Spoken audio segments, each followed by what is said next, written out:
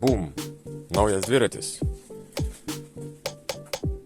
Tik va popierius nurinkau.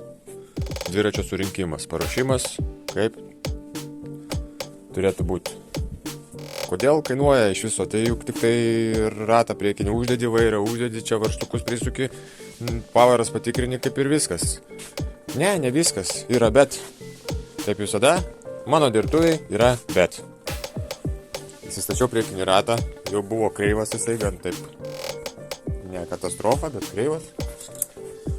Patiesinau, palyginau, reikia galvoju, dar kaip priklauso stipinų įtempimą pasižiūrėti. Va, žiūrim, pavyzdžiui,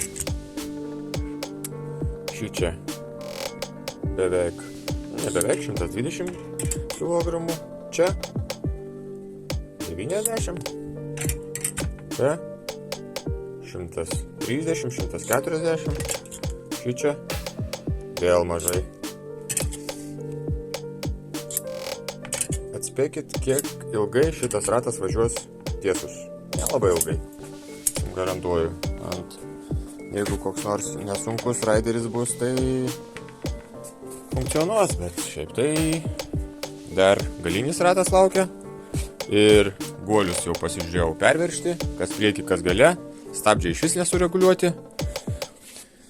Tai vat, ne tik ratą čia įdedi, ne tik vairą prisuki.